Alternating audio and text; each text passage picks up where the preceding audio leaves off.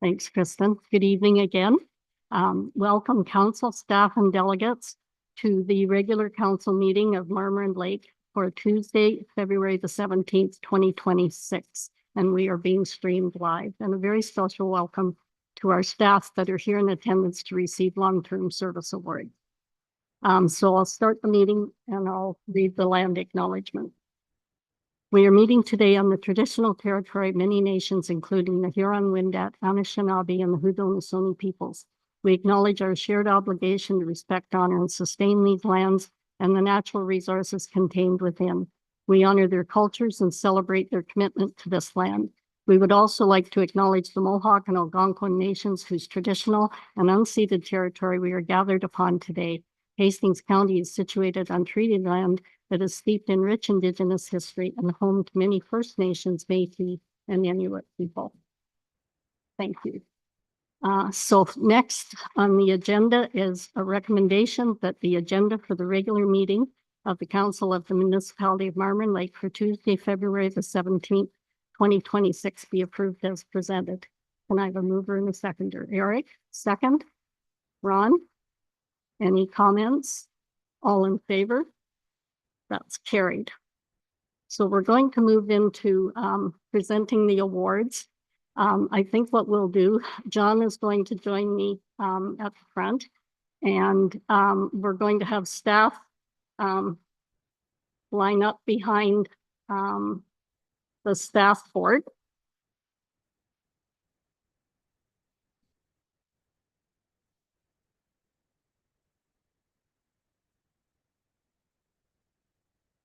So, and Kristen's going to take pictures, hopefully individually, but if you want, I know some of you have your family here. I'm sure she'll be glad to accommodate you. If you want a group photo. Okay, thanks. So this evening, we would like to recognize a number, oh, sorry, forgot. Okay. This evening, we would like to recognize a number of employees who celebrated significant employment and anniversaries with Marmorant Lake in 2025. As per the municipality's employee recognition policy, we formally recognize employees achieving 5, 10, 15, 20, and 25 years of continuous service as of December 31st of any given year. This year, we are recognizing the achievements of 7 employees from 5 different municipal departments. So first of all, I want to congratulate all of you and thank you all for your service over the years. Whether it's 5 years or 20 years, you've all contributed to this municipality, and this council appreciate your contributions. So we'd like to present you with a certificate just for to confirm how we feel that you've been a contributing member of this organization. So first of all,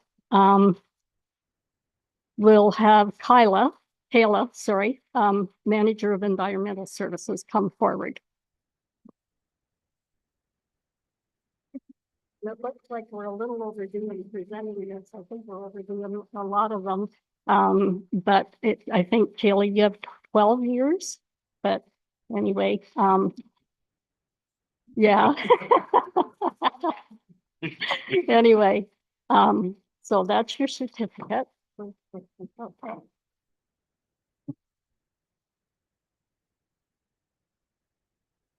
Thank you very, very much.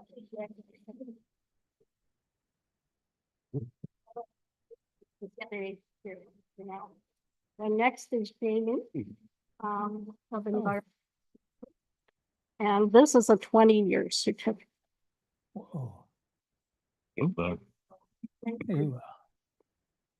We go back along.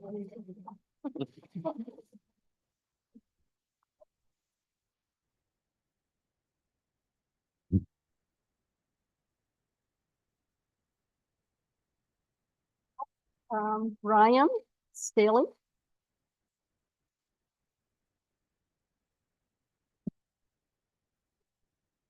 "15 years.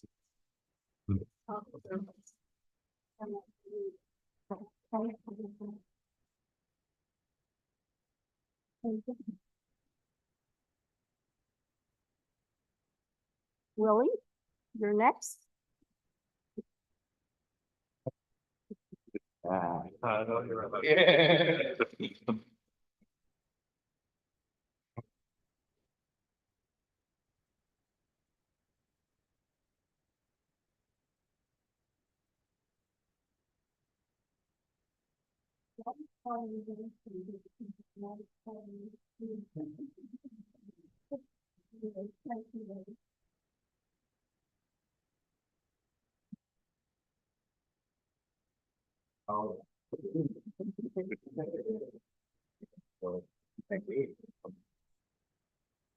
Nancy.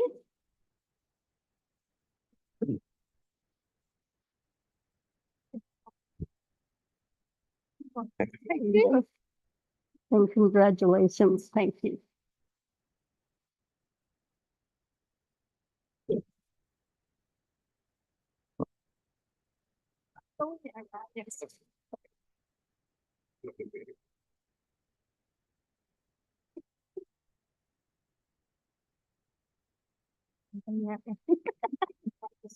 We all know Ashley is our frontline phone person, so thanks, Ashley. Thank you.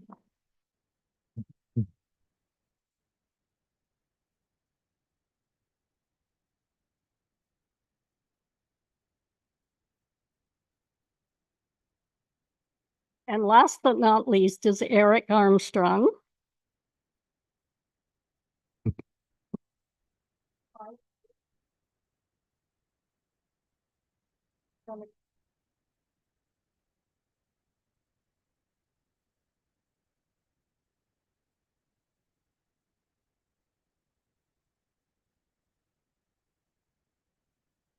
That's and to the families, thank you for sharing your services.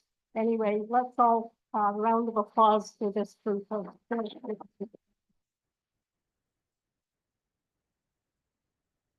Thank you very much.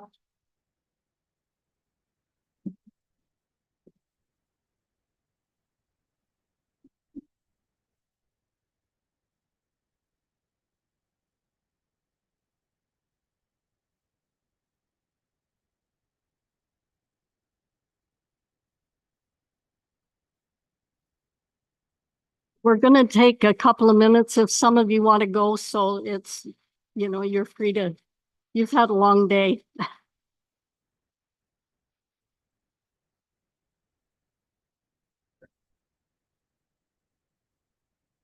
Thanks, folks.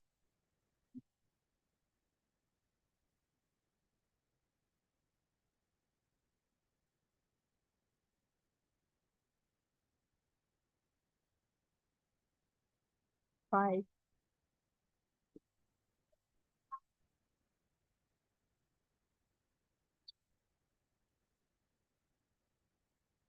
Thank you.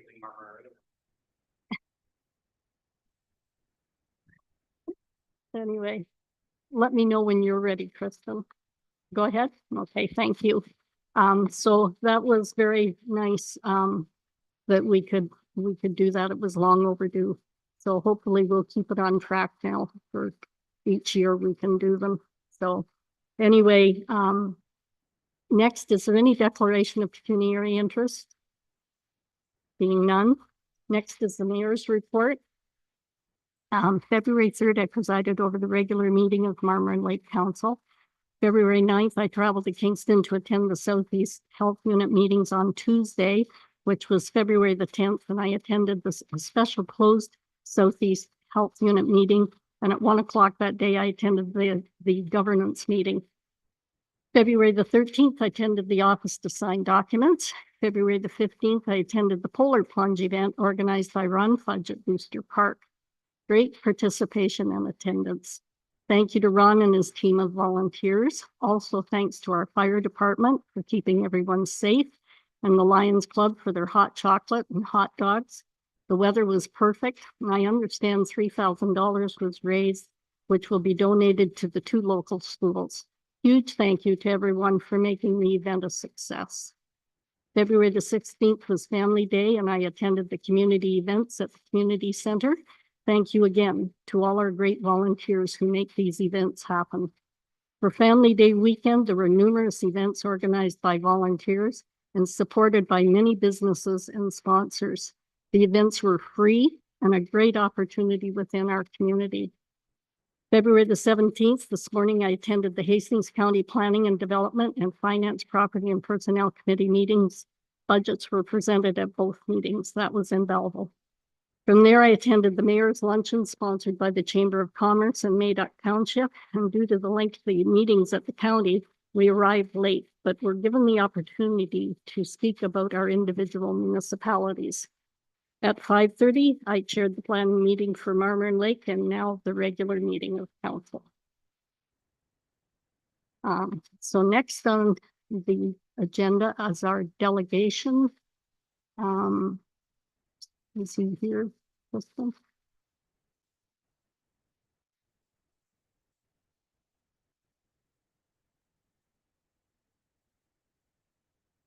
Our delegation is Andrew Mirabella, Hempson Consulting Limited, and it's regarding the water and sewer rate study results.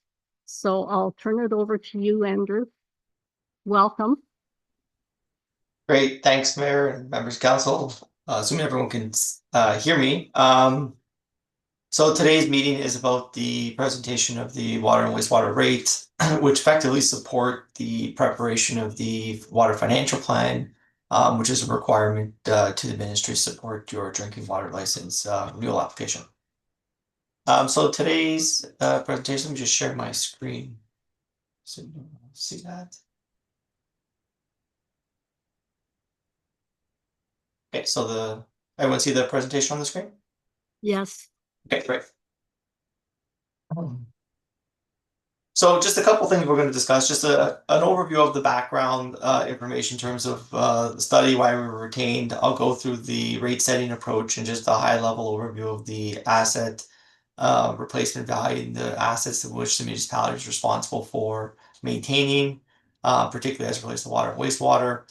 I'll go through the kind of the findings of the analysis, some detail in terms of the connections and consumption projections, the operating budget projections, the capital plan in terms of what's required over the next 10 years, and then effectively looking at the impact of those results on the utility rates themselves, the reserve funds and how they are projected to change over the next several years, consideration for the asset management plan and the obligations that were identified within that, and then the kind of a comparison of the rates with Marmor relative to some other communities. And then we'll just kind of cap off with some next steps, part of which is on the agenda for the approval of the financial plan, again, which is required to support your license renewal application. So just in terms of the background, the municipality has to ensure that at all times drinking water systems are operating in accordance with the Safe Drinking Water Act. The owner of a municipal drinking water system has to exercise a level of care, diligence, and skill in respect to maintaining a municipal drinking water system, and the standards are quite high for municipalities, and obviously the municipality has met those requirements. The last rate study was completed in 2020 with the view of updating the study again to inform the water financial plan to renew the license. That's really what spearheaded this particular process in the municipality. Again, that water financial plan is required to maintain the municipality's drinking water license. So the 10-year projection of rates, both water and wastewater, effectively underpins the financial plan that has been prepared for the municipality. Just as a reminder in terms of the asset management plan and the information that was kind of contained within it, the municipality is responsible for the management of municipal infrastructure. The water and wastewater system valued at approximately $56 million. 32 million of that attributed to water and 24 million attributed to wastewater. The annual capital asset replacement provisions and the investment requirements amount to about $1.2 million per year. And that's to achieve the proposed level of service requirement, which recall from a few months back, that is the kind of discounted one relative to the full asset repair and replacement requirements over the period. So that is the, what needs to be done and what the municipality has to manage and plan for over the longer term. So a sizable portfolio given the user base that's within the municipality and the size of the system. When we think about the rate setting and the rate setting approach, it's really focused on kind of three prongs here. We have a full recovery of our operating costs, full recovery of our annual capital needs, and then a consideration for contribution to reserve for future asset replacement, part of which that money goes to fund your in-year capital needs. Some of that money might go into the reserve funds to manage future expenditure requirements and to mitigate any fluctuations in those reserve funds. We build the model. I won't go through the flow chart in its totality, but we build the model effectively. Each individual part here of the tabs, the boxes here are built into different tabs within the model. And we come to a total cost of providing services, which is what we call the net rate funding requirement. And the net rate funding requirement relative to our connections and user profile gives us our utility rates, both water and wastewater, in the municipality.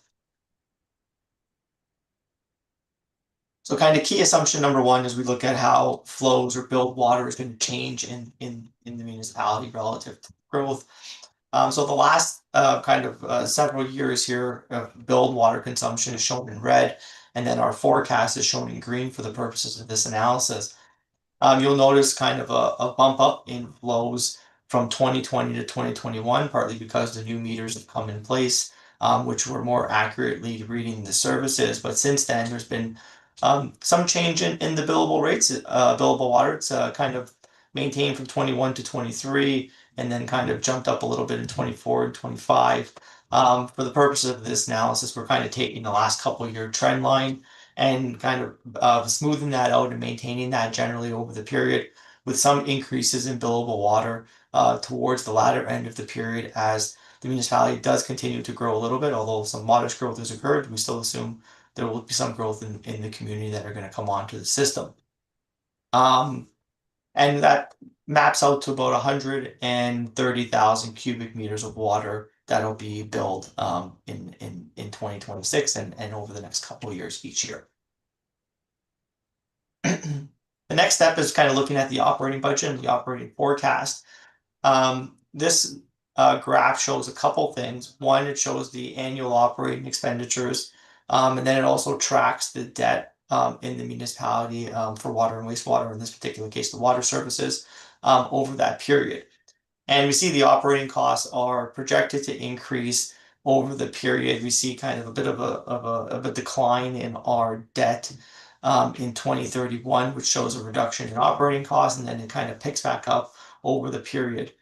We do have some new debt coming online in the planning horizon to offset our capital program, at least from a planning perspective. And that is picked up in here, but there is a decline in your existing debt, and as that debt retires, that capacity is available for asset management, as well as kind of taking on any new debt to carry out your capital. On the wastewater side, a similar trend line to debt. Our operating costs are going up over the period. They land at and at about $850,000 by the end of the period. Some transition as debt comes offline over the planning horizon, and that there's still some in the system, but a big portion of that does come offline in the next couple of years. So we look at the capital. That's kind of the next big assumption. We have a total capital water program forecast of about 3.1 million from 2026 to 2036. Some larger ticket projects here towards the mid-range of the program in 2030 and 2032. But you'll notice that we plugged in some debt financing requirements. You'll see the gold bars there to offset some of the capital expenditures in 3 of the years in 27, 28, and 2030, which are mostly related to kind of smooth out the contributions and smooth out the reserve funds. So what we do is we look at the reserve funds, and we'll show that in the coming slide here. We'll do our forecast of our reserve funds and our projections, and where the reserves start to go into a negative or deficit position, we've tried to smooth that out by incurring some debt, and the principal and interest payments are embedded and incorporated in within the utility rate projections. But other than the debt financing parameters that we've identified, your rate reserves and utility rates are funding the capital program as it's outlined. And this was the capital forecast that we were provided with staff based on kind of their internal projections and the asset management plan itself. Then we get on the sewer side, a little bit of, I guess, a smaller capital investment plan relative to water, but still 2.2 million out to 2036. A more stabilized level of investment each of the years, particularly in the mid-range of the period where the capital investments kind of hover around $280,000, $290,000 a year. One thing that is different on the sewer side is we have not assumed any new debt financing requirements in order to carry out the capital. So the entire capital program is intended to be funded from the rate reserves and utility rates over that period.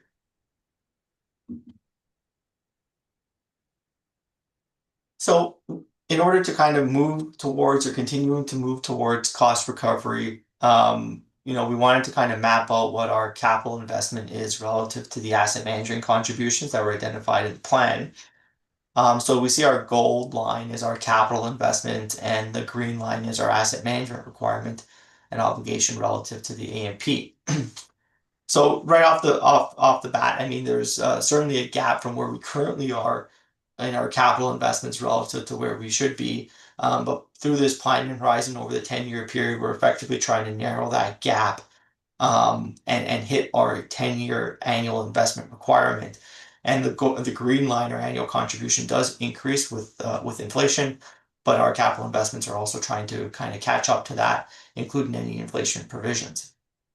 I will note that you do see kind of some of a 2027 adjustment year where we see our capital investment kind of coming down in wastewater and coming up in water. And that's really related to kind of the way the budget is currently constructed right now, where there's a transfer between the services, where as part of this plan, we'll kind of put them as isolated and standalone services. So there isn't a kind of a cross contamination or subsidization between them. And what that does, it kind of just realigns where the investments are going within the planning horizon and within this graph particularly. So what does that do to the utility rates and what we've calculated here? And I'll show the impact on the reserve funds, but we're calculated a more substantial increase in year one of about 14.5% increase in 2026, which is kind of in line with what's identified currently in terms of the revenue requirements in the budget. And then going forward, kind of tapering that down to about a 7.5% average annual increase over the period. And that relates to both the fixed charge and the variable charge on the water side, and maintaining that sewer surcharge at 100% of the water bill.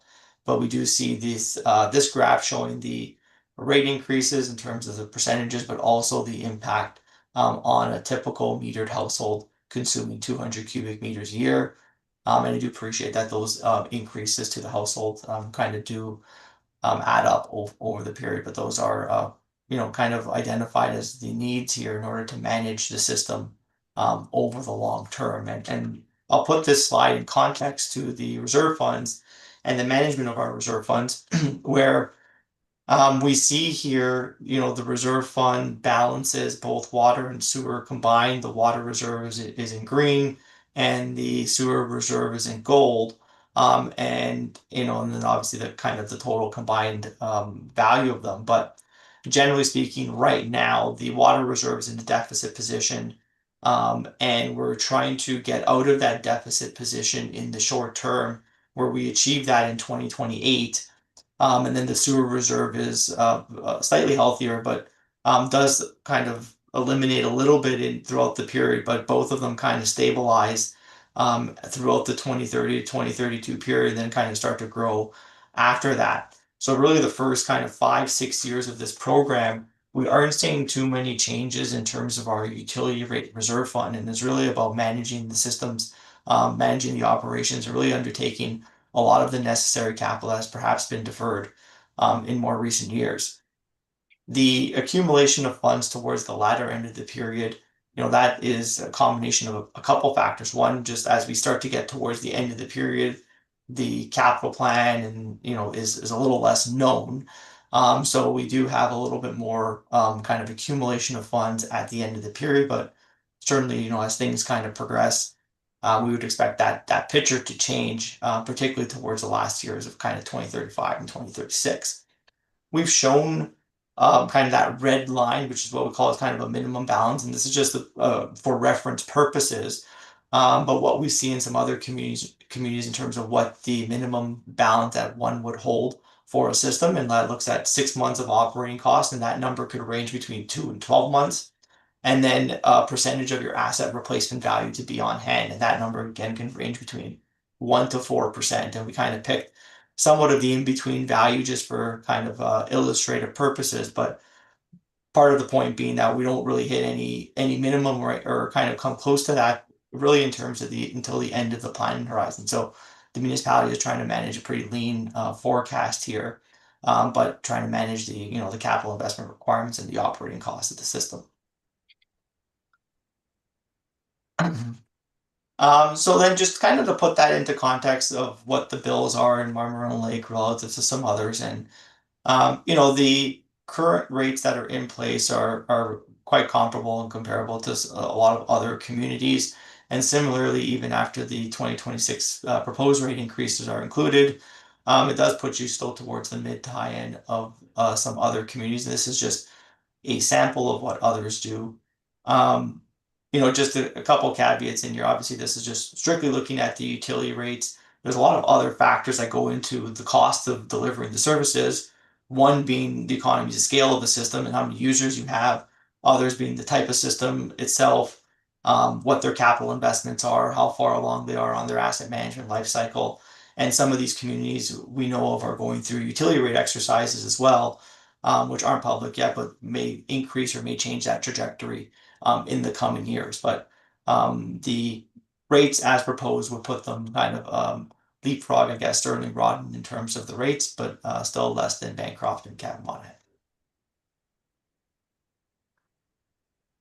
And then just kind of closes off with the reserve fund balances over the period and kind of looking at the cumulative funds. And this is not too different from the previous slide, but just showing it in perhaps a different form and just really kind of stressing, from when I look at the water reserve and the red line, we kind of move from the deficit position, really kind of straddle a positive position kind of right after in 2028, but still a pretty low balance relative to where it needs to be. And then on the wastewater side, it really kind of declines a bit. We're not really taking on any new debt, but it does kind of stabilize before it kind of starts to increase again towards the latter end of the period. Recognizing there can be some interfund borrowing between each of the reserve funds, but as standalone systems, that even between the both of them, there's not a whole lot of money in the pot, especially if something goes wrong, you'll have to draw on in. And we know recently the municipality had to draw on that reserve fund to carry out some much needed kind of emergency capital on the water side.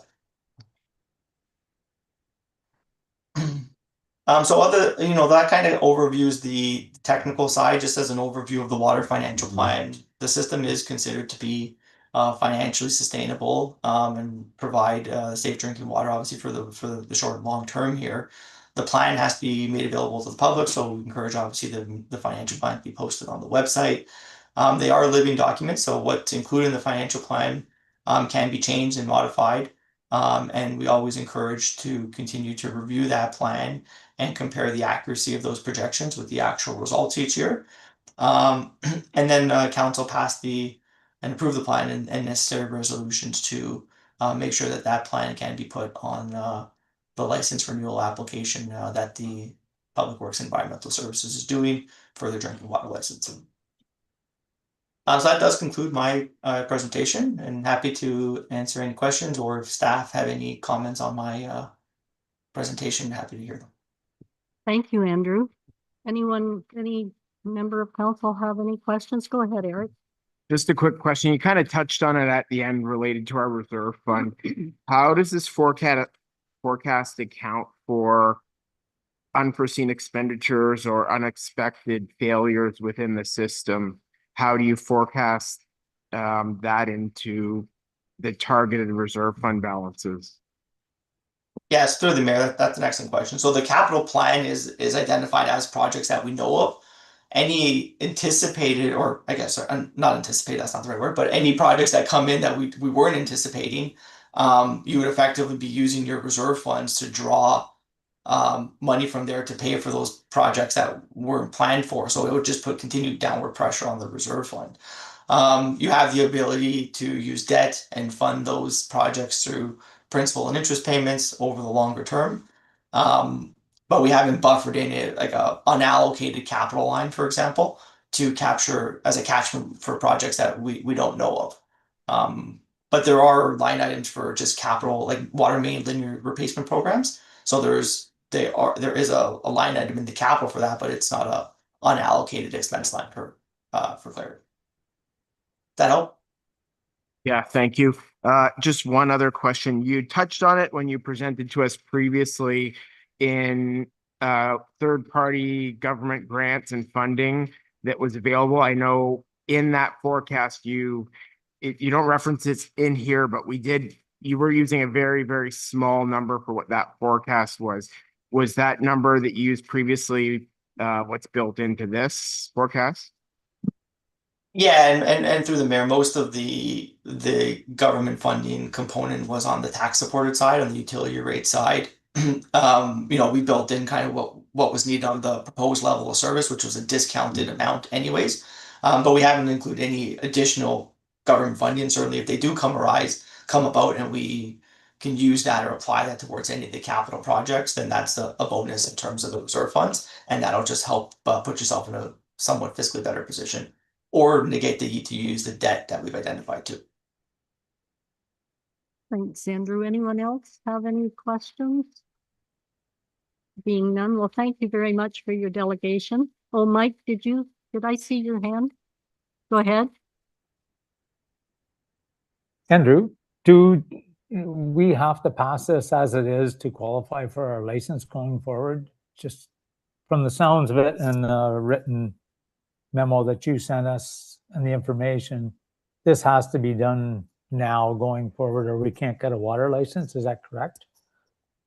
The water financial plan has to be passed to be used as a support for your license renewal application. But modifications to that plan can be done in the future and through future years as well. Correct. I heard you say that if we got substantial government funding, it could be modified somewhere down the line because it would offset ratepayers funding as opposed to money coming from the province. Is that correct? Yeah, you can look to it, but again, also just keeping in context though, if you do get money, it has to be looked at in the long-term fiscal planning, right? We don't want to kind of take the immediate win, but then offset it by future rate increases later to kind of, which will put yourself behind the eight ball again. No. Yeah. But you might want to smooth out the rate a little bit You could. going forward. Okay, thank you. Thanks, Andrew. Anybody else have any questions? Being none, well, thanks again, Andrew. Thank you, Mayor. Thank you, Council. So next on the agenda is public input. We don't have anybody registered for online system. Thank you. Adoption of the minutes of the regular meeting of the Council of Marmorand Lake for Tuesday, February 3rd. And the recommendation is that the foregoing minutes of the regular meeting of the Council of the Municipality of Marmorand Lake held Tuesday, February 3rd, 2026 be approved as presented. Can I have a mover and a seconder, please? Eric? Second, Mike. Any comments or questions on those minutes? Jane? I have a comment. The minutes record what we discuss. There are other events that happen in meetings that aren't necessarily recorded in the minutes, but are equally important. Dear members of the community, I am moved by the support I received from members of our community, and due to that outpouring of support, I want to address the embarrassment for our council I feel in that the public was witness to Deputy Mayor Stephen's tantrum and the lack of control of the meeting of our chair, Mayor Jan O'Neill. Our council's leadership. Jane, just a minute. Do you have a correction to the minutes? I Or an amendment? I do not have a correction to the minutes. You don't have an amendment to the I minutes? do not have an amendment. Is it okay to comment, Kristen? Like, speak. Yeah, go ahead, Jane. Thank you. Our council's leadership has taken this type of behavior as normal. I have had members of the community reach out to me with disgust as to the unprofessional behavior of Deputy Mayor Stevens and the chair's lack of intervention to maintain the municipality's code of conduct during the meeting. Unfortunately, this was not my first time on the receiving end of this behavior. I wish to address the behavior that was witnessed by anyone who viewed this in person or on video. This is not normal behavior and should not be tolerated by anyone. I am sorry for those that were troubled by it. It is my hope that members of this council and our leadership strive to show by example a level of respect and professionalism that allows everyone a voice that serves the members of this community. And that's all I have. Thank you. Anything further on the minutes? Being none, all in favor? Thank you. That's carried. Staff reports. Kayla McLean, Manager of Environmental Services. And the recommendation is that council receive this financial plan for municipal drinking water license renewal report dated February the 17th, 2026. That council approved the water financial plan number 142-301A presented by Henson, including the recommended water and sewer rates for 2026 to 2036. That council acknowledged that the drinking water system is financially viable and authorized submission to the Ministry of Municipal Affairs and Housing as mandated under the Safe Drinking Water Act and Ontario Regulation 453-0/07. That council authorized staff to submit the municipal drinking water license renewal application for drinking water licenses number 142-101 and number 142-102 to the Ministry of the Environment, Conservation and Parks, and further that 2026-2036 utility rates by law 2026-12 be recommended for council adoption. Can I have a mover and a seconder to put that on the floor? Mike, can I get a seconder? Jane, any discussion on that recommendation? Go ahead, Eric. Through to the chair to staff, I know this plan has to be a minimum that's been identified here for 6 years. What is our internal plan for constant monitoring and comparison to the metrics that have been set out in this report to ensure that we're staying on the target that we need to, or if there's room at certain points to deviate, because having a 10-year forecast and making that commitment is a big decision. Go ahead, Kayla. Through the chair to Councillor Dow, we do have a pretty extensive asset management plan. We do have everything inspected frequently, so we have a good idea of the maintenance required and the lifespan of the equipment we're currently using, and that's what we've based our information on. Thanks, Kayla. Anything further? Any further questions for Kayla on her report? Being none, all in favor? That's carried. Thank you, Kayla. That's a big report. Big job. Thank you. Next is John's CAO report. And the recommendation is the council receive the CAO status update February 2026 report dated February 17th, 2026 for information. Can I have a mover and a seconder for that, please? Ron, second. Jane, any comments or questions for John on his report?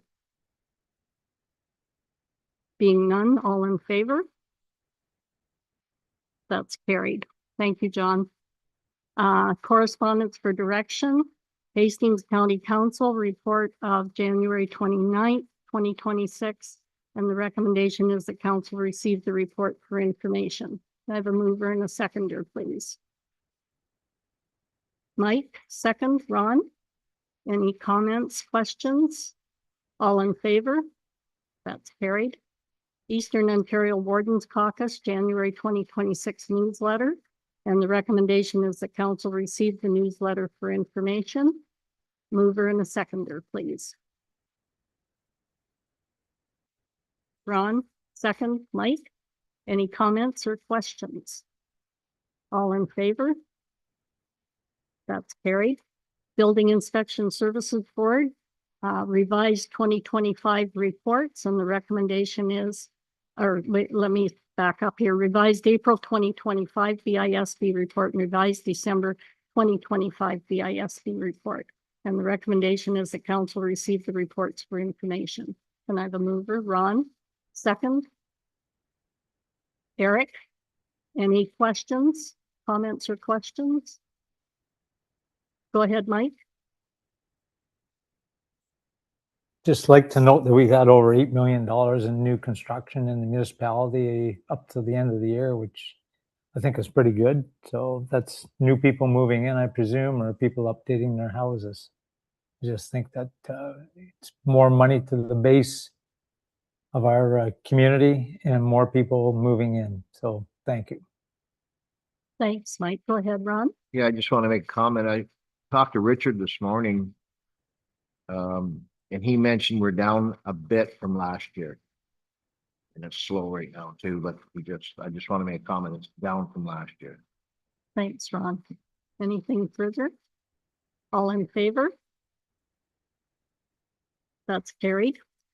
Bylaw number 2026-12, the utility rates bylaw, and the recommendation is the bylaw 2026-12, being a bylaw to establish utility rates for water and sewer services related to the operation systems within the urban areas of the municipality of Marmora Lake, be read and passed the 17th day of February 2026. I have a mover and a seconder for that bylaw, please. Mike, second. Jane, any comments or questions? All in favor? That's carried. Any notice of motions? There are none. Any announcements? Eric? Thank you. I just have a few quick announcements. Last week I attended the Rural Ontario Development Grant Program webinar. There's two different streams for it, one that's available for municipalities and one that's available for rural businesses. So if you are a rural business, I definitely encourage you to check out that program. It is quite wide in breadth and can cover up to 35% of costs. If you have a project for municipal projects, they consider applications ranging from 35 to 50%. The stream is more focused there. Focusing on competitiveness, building capacity, strategies and plans, workforce development, and community assets that enhance economic diversity within the community. So that is a good program. There are 4 different streams throughout the year. So hopefully the municipality in the future can look at how they can fit into one of those streams. Over the weekend, I'd like to also echo the mayor's words, thank Ron Fudge for raising over $3,000 for the Food for Learning program at Marmora Public School and Sacred Heart School. Those are essential programs to both of those schools and benefit the kids in the community. Family Day was a huge success. I'd like to especially thank Debbie and Bernie for all the hard work as the Marmora Communities Events Group that they did to put that on. The kids really enjoyed it. And lots of volunteers stepped forward to make that happen. Following that event, public skating was sponsored by Earl and Jay from Top Quality Auto on Highway 7. I'd like to thank them for that donation and covering that skate time.